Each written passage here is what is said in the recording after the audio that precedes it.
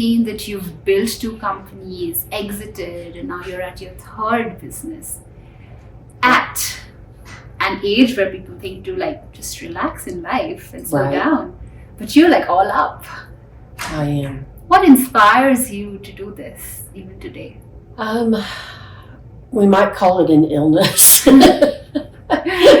No, it's once you get that bug and you realize that you just don't fit inside of a big building with a bunch of other people and big, little bitty cog and a huge wheel, and being able to have a vision of something and to really then think about how can you bring that vision to life.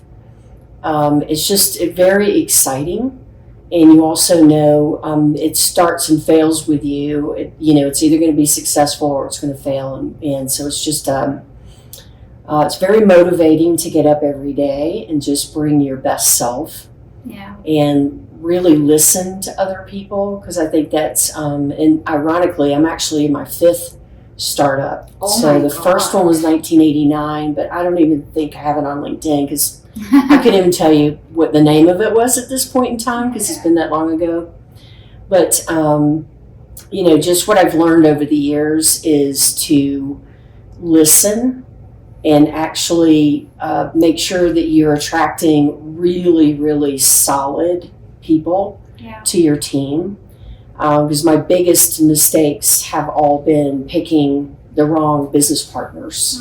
And so there's been 3 of them. Yeah. And so I was still able to be successful in spite of them, but it made it so much harder and so much more expensive, less profitable, because I had to deal with the legal sides of getting them out of the business or buying them out of the business. So it's getting really, really good people and making sure that they are they're actually kind. Yeah. They're not just arrogant. They may be really brilliant. All 3 of these were very smart, very successful in their own way. But when things get tough, and they always do, then the real them came out, where it was just all about them, and they didn't really care, how that was impacting me and the business and our customers and our employees. They just cared about themselves. Mm. Interesting. It's all about people, according to you, like all the decisions, right? So have you found any right formula to find the right people now, or is it still in work in progress? It's definitely always a work in progress, but I think the one thing that I was able to do over just this last few years is come up with what I consider to be my core values that are for me, that I bring to the business. Anything that I do, those 4 come with me. And the acronym is SWAT, as in a SWAT team. So, going into any situation where you're going to have ups and downs and you don't know what's going to be coming at you, I want a SWAT team around me that the S stands for service-minded first. Yeah. They're trying to figure out, how do I help this customer? How do I help this other team member? So it's all service-minded. And the W is wonderment. They ask questions. They want to learn. They don't come to the table thinking, oh, I know everything. They actually are wanting to learn, and they're wanting to inquire about how to get better. And the A is for act, because a lot of people like to think. Yeah. They like to sit around and tell other people, things and philosophize and all of that, but they don't actually ever take any action on anything. Yeah. And then sometimes people get in paralysis where they don't feel like they have enough information, right? So they don't act. So I'm really big into that. I'd rather you fail and you took some action than just to sit around and think, okay, I can't do that yet. And then the T is for takes responsibility. Mm-hmm. So no matter what, it's like, don't point to other people when things go wrong. It's just own it and move on. Because I have a lot of respect for people just say, Julie, I tried this other way of doing it and it didn't work. So you just move on. That's insightful. Like, we all know this, but you've put it together. Yeah. So I think anybody who's starting up or is in the first few years, they can use this formula so much. Absolutely. They can, take it, use it if that works for you. You can come up with a different acronym. There may be other things that matter more to you. But now that I have that kind of figured out and what my model is for my core values, so now when I talk to people, I'm listening for do they have that core value, and the secret sauce is to take people to a meal where you're being served, not a fast thing, but you basically have servers and busy time of with lots going on, and just watch how they treat the servers. Watch how long it takes them to decide what they want, what to eat, how many questions do they ask before they can make a decision. That's and so wonderful. You learn everything, and you just sit in wonderment and watch and listen and ask questions. And then particularly you kind of hope that the server does something wrong or the chef does something wrong, because then you get to see them and how do they handle that. Do they handle it with kindness and with diplomacy, or do they just kind of attack and now you get to see the real them in that setting, and particularly if it's a big decision on a person, do multiple events where you're getting to know them long before you make a decision. That's good. A relationship advice, an employee advice, an investor advice, investee advice. Wonderful. Good. I'm glad you mentioned investor, because you're kind of taught in the beginning, your first business or two, it's just like, hey, if somebody's going to offer to help fund you, you're sort of, I don't want to use the word desperate, but you're so excited by the idea that somebody's willing to invest in you that you don't stop to think, do you really want that person to be in that business with you? Because even if they're hands off, they say they're hands off. When things go south and they don't have those SWOT characteristics, you're not going to come out okay, because everything's always going to go south at some point. It's just how quickly does it happen, how often does it happen, and if you've got the right people around you, you can handle it. Money does come with a price. Yes, it does. Well, there's an expectation that they have. Of course. That's valid, but is it synced with you or not? Right. Good. So you said that in 1989 you started your first business. Yes. And then what happened? How did you get the idea to start it? Like, were you always in the thought, I'm going to do my own thing? No, I never really. Well, I will say that part of the reason I went to college, I wanted to become a psychologist. So I kind of had an idea that maybe I would go into private practice. And so early on, I want to be a veterinarian or something to do with animal. Then it was animal behavior, and then psychology, like with people and human. So I've always been fascinated with human behavior. Why do people behave the way they do and think the way they do, and all of that. So so there was an inkling of that, I guess, when I went to college, and then I got talked out of going that route, and I got talked into going a business route. And I'm actually grateful for that, because I'm now marrying and fusing psychology and human behavior into business, and I know how to run a business because I got that education and now a lot of practice, over the years. So it actually worked out perfect, because I brought my original passion, which was around human behavior, into a business, building tools that help other people capture human behavior, quantify it, to help them run their businesses better, make better decisions with their careers. I mean, it's always been there in every one of these businesses. But do you think after these 5 startups, you actually got your dream project, dream company? Like, the next one is the dream, and it'll be the first nonprofit. So I'm anxious with this one because I want it to be wildly successful, and I'm doing everything I can to get it wildly successful. But the end goal here is to start a nonprofit that is going to help seniors, teenagers, and dogs. I'll tell you more about it, but it's basically the three biggest at-risk groups Yeah, are teenagers who don't have anything to do after I school. know. You've got seniors that are sitting by themselves and no Right. one's, engaging them, and they Yeah. have stories to tell. They have so much amazing stuff to I know. share with us. And then you've got dogs that are, need rescuing that have the ability to be therapy. Yeah. Dogs, and you bring the three of those groups together Wow. and they then support each other. It's You're that's unstoppable. really exciting. You'll probably tell, just like my eyes get bigger, it's I like can see your eyes getting bigger. so, and then I can even use this technology of the current business in that, because that's how they're going to communicate, the seniors and the teenagers, of what are they feeling and experiencing, and anxiety levels. We can actually use the product that I have today in that nonprofit. That's amazing. Like you've clubbed three very critical groups together, Right? and you're unstoppable. You are Yeah. talking about something else while you're at your 60s. Yeah. You're inspiring, really. So tell me this, that every day there are days where we are doing our best, some days we give up, right? How do you come out of those very, very difficult days when you just want to give up?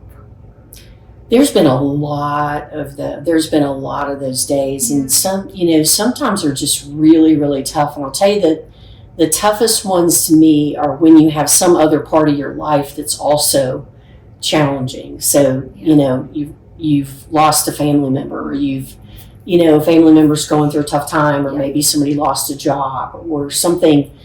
It's those times where you want to put your focus outside of the business, Yeah. and then you have tough things going on in the business, and it's annoying, True. because you're like, okay, the last thing I want to do is deal with this employee Right. who's acting up, not doing things correctly. It's just like, really? Do you I know. really want me to have to deal with that too? Yeah. When I've got all this other stuff going on over here. So it's those days where you just like, I don't want to deal with all of the issues. But I call it walkabout. Okay. So, and I do this anytime I get into kind of if I'm in a discussion with somebody and it's really not going well, personally or professionally, if it's starting to kind of elevate to Right. you're not talking with each other, you may be talking at each other. Yeah. I call it walkabout. It's just say, I'll be back in a minute. Mm. And so I just need to take a quick break. Yeah. And I just walk, and preferably outside. Go outside, look up, and you're just like in that moment, you're not in that little bitty issue anymore. You're looking up and you're looking at the sky and the clouds, and you're just sort of resetting that, that whatever that thing that's going on is really small. When you look up and say, no, that's nothing. That's not You can go worth back it. to it and say, yeah, let's work this out. That's enlightening. I mean, I think whatever you're saying, we know that in bits, but we don't know how to practice it. Yeah. And you are helping that. Especially this podcast is actually for people who are in the early stages and they don't know certain business complications that come in and how to navigate that. And you're scared to even ask people. Yeah. So you have I don't know, 4 decades of business Yeah. experience.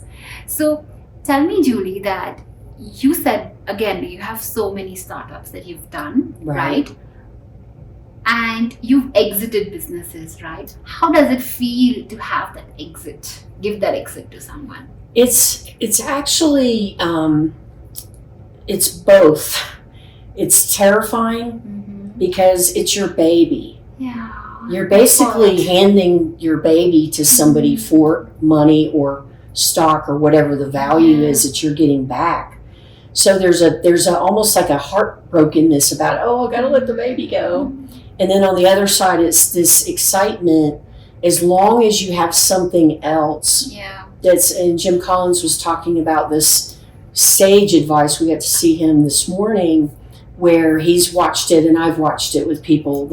Most people, when they quote retire or they exit their business that they've built, they go downhill really fast in terms of just, they're not that vibrant, energized person anymore. And it's because they don't have something else that they're looking forward. Yeah.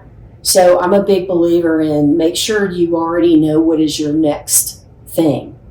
And if your next thing is traveling the world because you always want to see all these places, that's fine. It doesn't have to be that it's another business, but you have something that you're excited about as your next adventure. You don't just go home and then sit there and go, okay, well now what do I do? No, you should already know that before you exit your business. You should have the next thing ready as well. Right. It helps. And do you think that doing these serial businesses has helped you in the next business as like a starting point? Because most startups fail, like they start but they fail. And actually most startup founders, they think that how can I fail? I have to do it perfect. But if you see around, people fail, but when they start again, they're starting from this experience and then they are good. Right. So for you, do you think that there has been a compounded learning which has actually helped the next and the next business that you've done? Undoubtedly. Yeah. Right. With every one, you're learning some new, I call them potholes in the road. So I know where a lot of potholes are. I don't know where all of them are. Yeah. But that's why we have WPO, right? We have this amazing group of women that they found other potholes. Yeah. So, being able to talk to other women that are successful, and they may have had failures too, but we've all learned different lessons and not all the same. Yeah. So I've definitely learned a few key things. One is definitely around the people that we started the conversation with, is making sure hire very slow, and that includes investors, business partners. It's like anybody that's going to be in your world, and that includes clients. Don't take clients that don't hit your SWOT. Yeah. So if you meet with a client and they don't meet that core set of values, you'll either have to fire them later or they'll fire you, because if it's not a fit to your core values, they're not going to appreciate whatever it is you're bringing to them. But the other thing I think I've learned is the funding problem and challenge never goes away. It's always. So, because I used to think about it as, okay, I just need to make sure that I've got what I need, even if it's my own money, to start the business and to get the business to be successful. You're still going to have to, if you want to grow or you want to add another product line or whatever kind of business that you're in, you're still going to have to raise money at different points in time. So having experts around you, don't skimp on your attorney, don't skimp on your CPA, don't skimp on your business advisors, but pay people to help you make good decisions around that, because we can't all be experts in everything. Yeah, that's a lot of wisdom at once. Yeah. I'm very early to entrepreneurship, and I think hearing that from you is like gold. I think nobody, like when it was your time, you wouldn't have got so much help, right?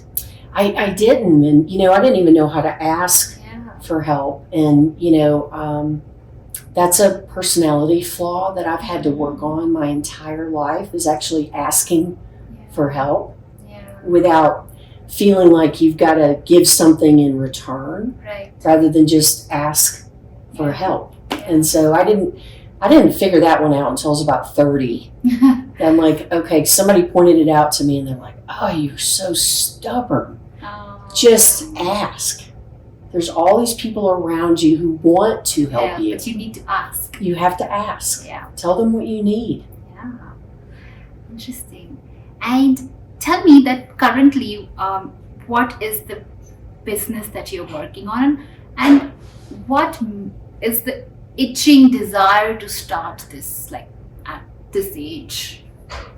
Yeah, this all started with the last company was the most successful. And so I had a successful exit in 2013. And what was this about? This was job fit assessment, so HR technology. Mm. And basically, I took an industry that long assessment tests that took, 30 minutes, 45 minutes, an hour. Most of them had to be hand scored. Right. Most of them you had to have an interpreter say, okay, this is what this means, Right. like a consultant. Right. And so I said, there's got to be a better way. And my minor in college was in computer information systems, which is now, technology.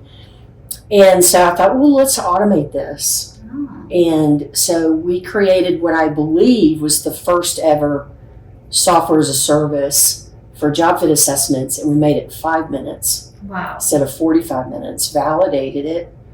And so it just became very successful. And when I sold it, I had what's called golden handcuffs. You usually have to go to work for a period of time Right. with the acquiring company. And so I was living in northern San Francisco at the time, had been for a decade. The acquiring company was in Charleston, South Carolina, which is where I am still. Mm-hmm.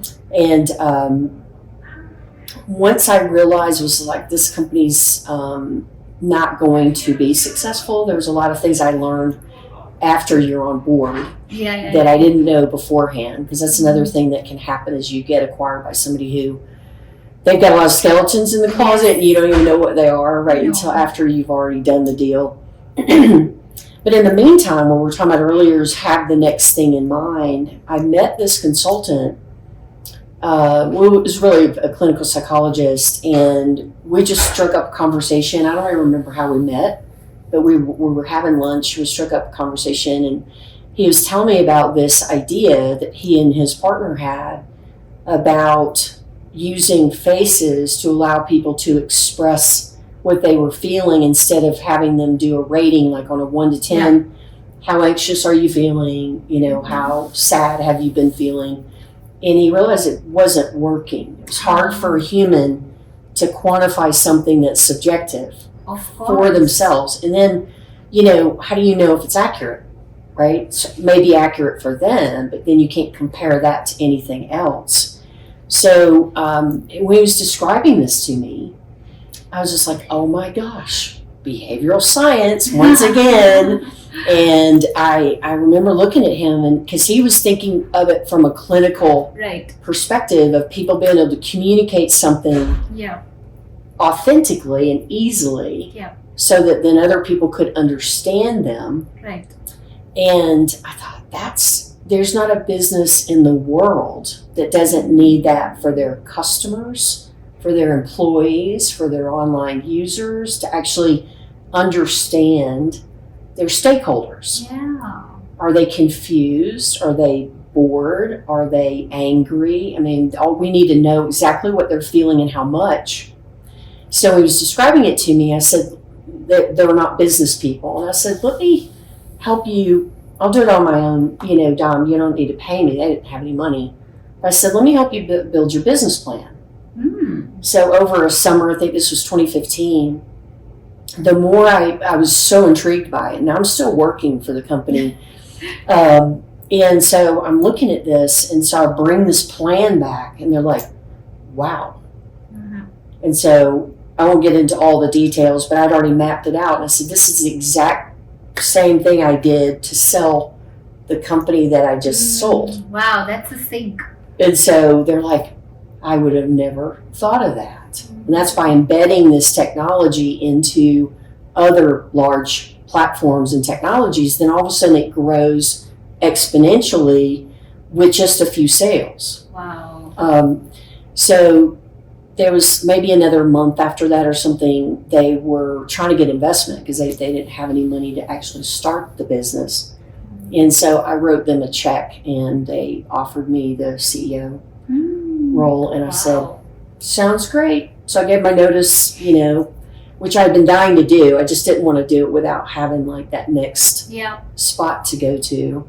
Yeah. I think this teaches me that work on the plan, don't expect anything. If you're passionate about it, just go for it. And something great can happen. Like it Right. happened for you. And talk to as many people as you possibly can, right? People that you trust will tell you that your plan is crap, right? So Yeah. if they're like, Julie, I don't know what you're thinking, but I don't think that will ever work. Or maybe there's some component of it. They're like, I think you've got rose-colored glasses on with this particular. Yeah. But you need those people to bounce things off of that will be honest with you and say, I'm not sure. Because then they may have a different little tweak on that and say, well, have you thought of this? And so now all of a sudden it's like that one piece of your plan which might not be as viable. Yeah. They're giving you the key to go, oh, wow, yes, I can change that. And then that'll make that plan stronger. Wow, nice. And so your current business is about behavioral science, capturing the intensity quantitatively Right. of a qualitative emotion. Yes.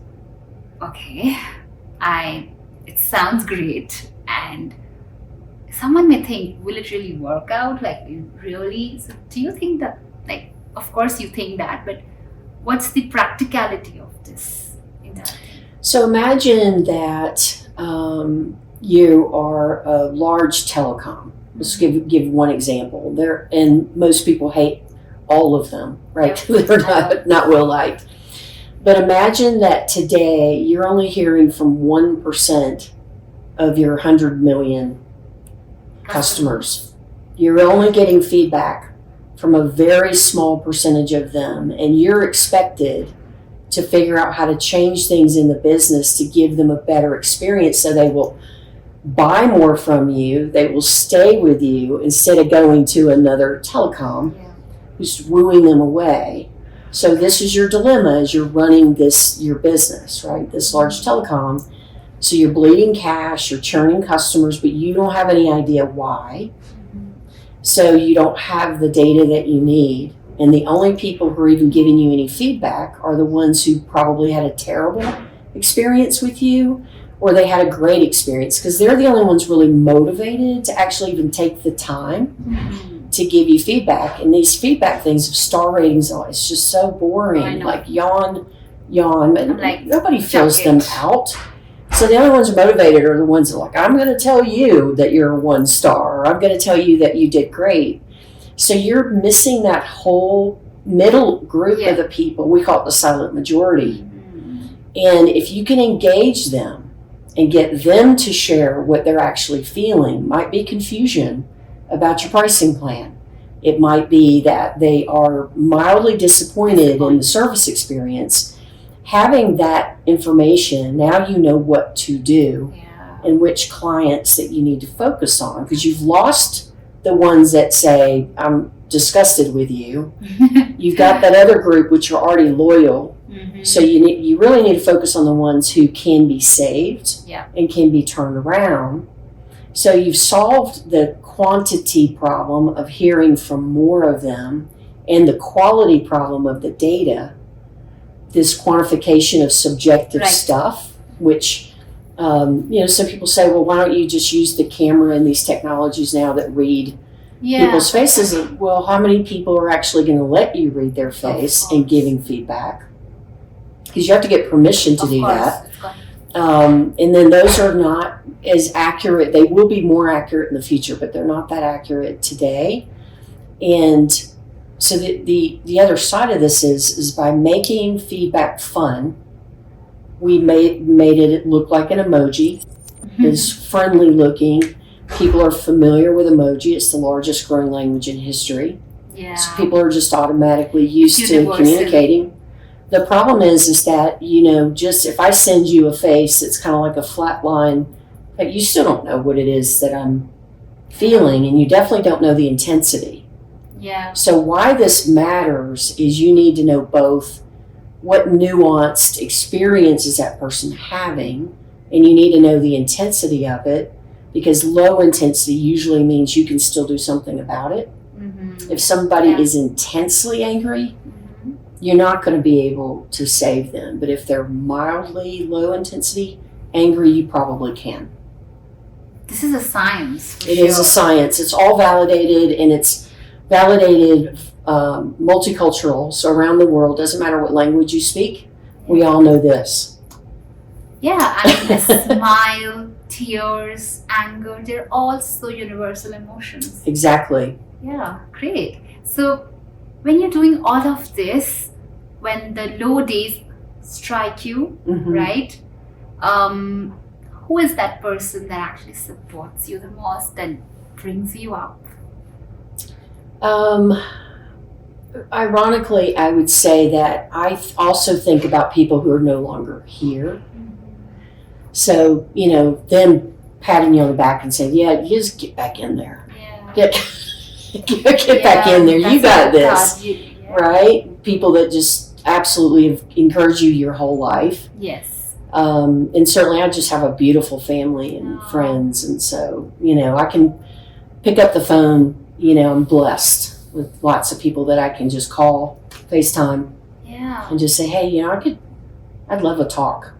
And my WPO, they're a phone call away. Yeah. We're all there speed dial for each other, because sometimes it's an issue you're dealing with, which is not like something that you would talk to your family or your friends about, because they're not really going to understand that. And nor is it fair, right? So sometimes you need your WPO family to kind of talk to you about that. And yeah.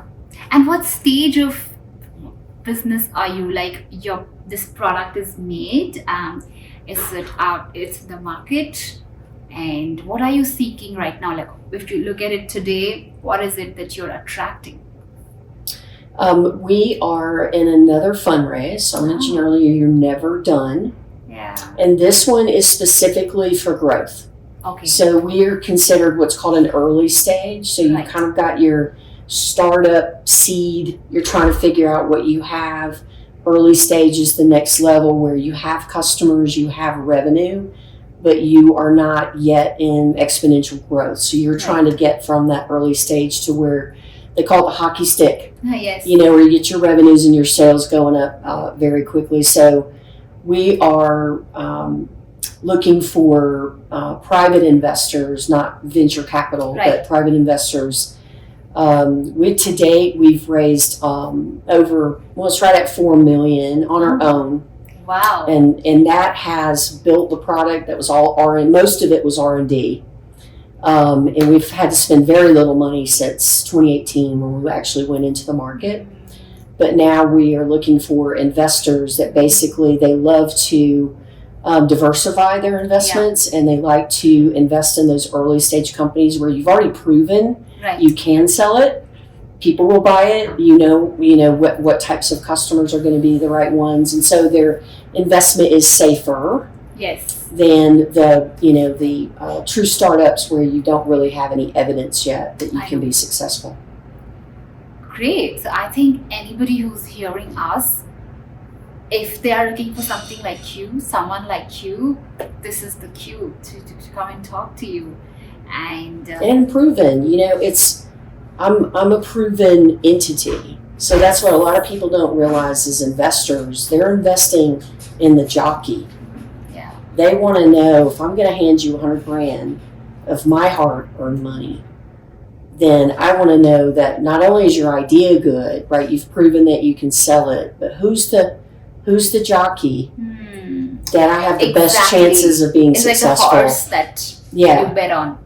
Yeah. You've done so many businesses before. You've done it at the end, right? Yeah. Of course, with so many ups and downs, and now you're like the person driving it.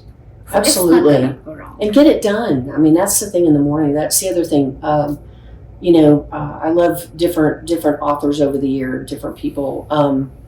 Just have that mentality when you get up in the morning. And I think Jim Collins actually even said something about this earlier, of just know you will be successful. Yeah. And it won't look like you thought it was going to look. It won't happen in the timing that you think it's supposed to happen. It's just going to happen somehow. It will happen.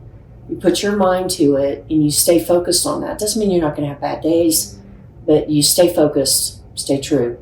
Right. I want to ask just last few questions to you.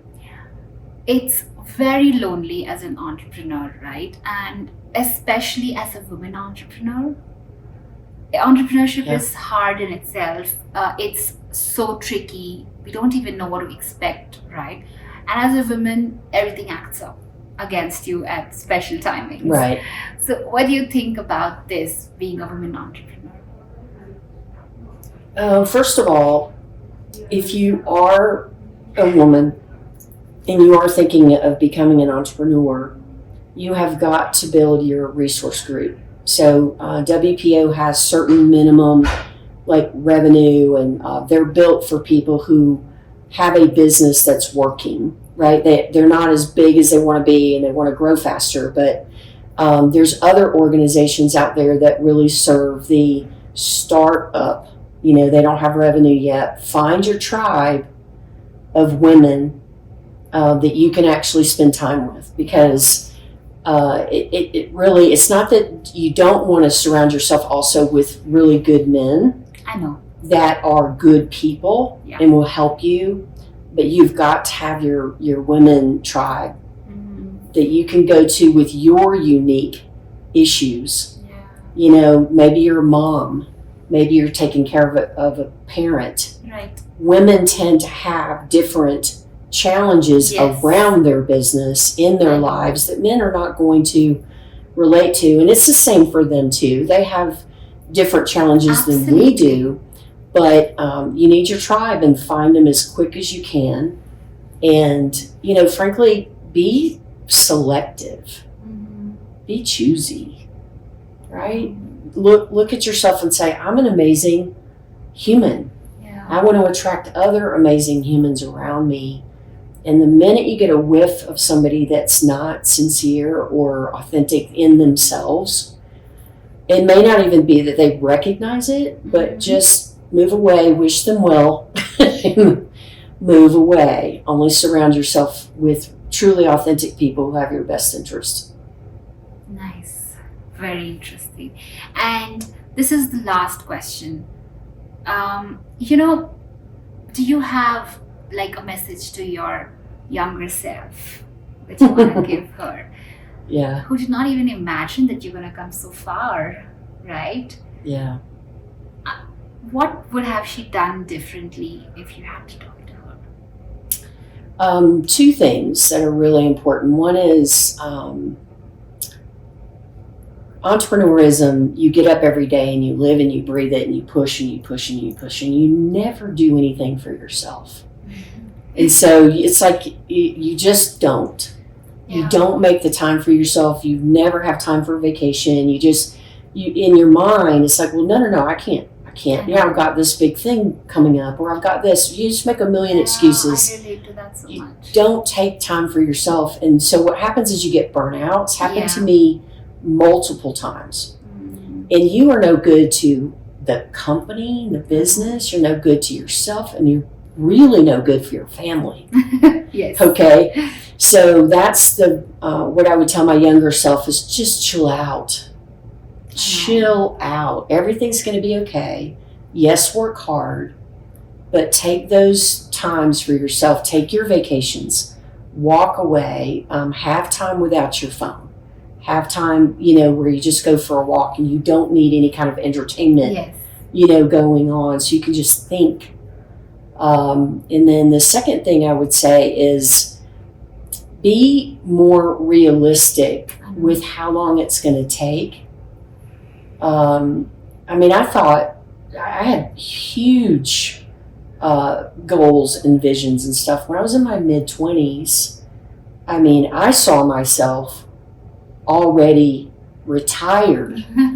It's like, Oh God. I felt that strongly about every business that I've had, and what my capabilities are is just being more realistic. And so, yes, have the visions, yes, have the goals, have the BHAG goals, but also, recognize that most of the time you won't hit those, but by trying, you'll get further, than you would have. But it's just, maybe at the end of the day, it's just be easier on yourself, because we tend to be really hard on ourselves, especially as women entrepreneurs. Yeah. I can relate to that so much. Like, um, I do not schedule vacations or these moments. When I get time, I just get more sleep.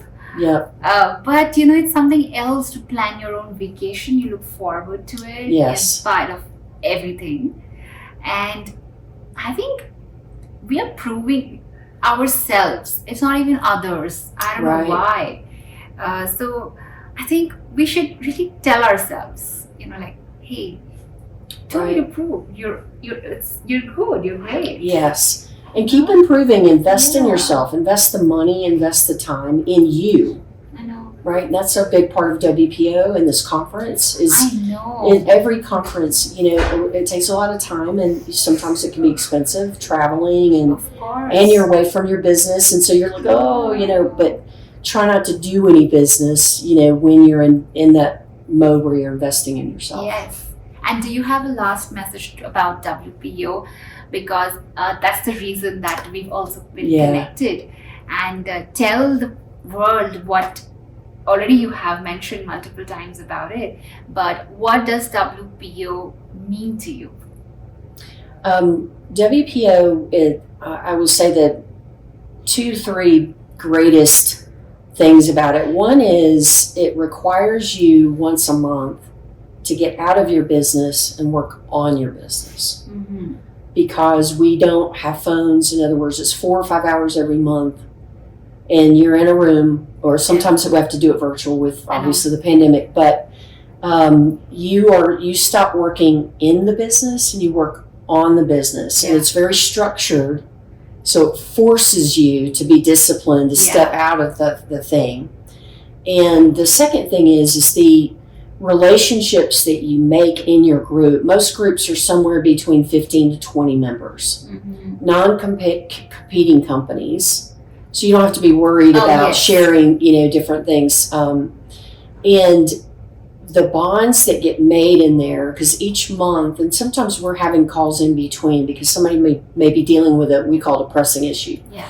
But think of it as like a mini intervention once a month. You come to that table and you basically say, this is what I'm dealing with right now.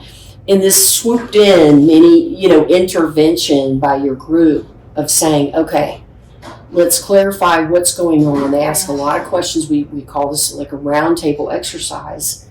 You get clear on what that issue is, and then we go around, and if you've had a similar experience, then you share, what did you do? Was it successful? Because sometimes you've tried something and maybe it failed, but you want to let them know. Yeah, the potholes. Yeah. It's like, yeah, I tried this particular thing with that issue, but that didn't work. Yeah. So that's a pothole. Remember, those are showing them where maybe potholes you found. But to me, it's those two things of you've got a sisterhood that's there for you 24/7, no matter what's going on.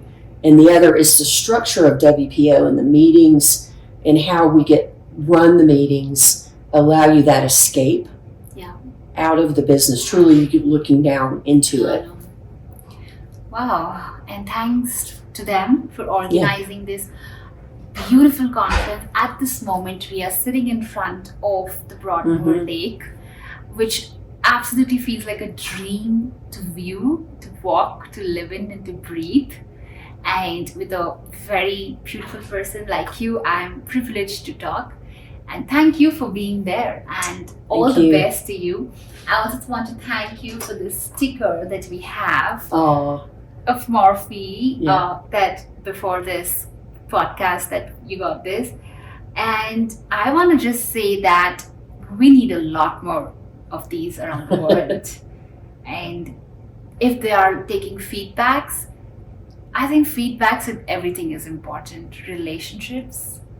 It is. And that's, I don't think I said this earlier, but the passion behind this is people need to feel heard and understood.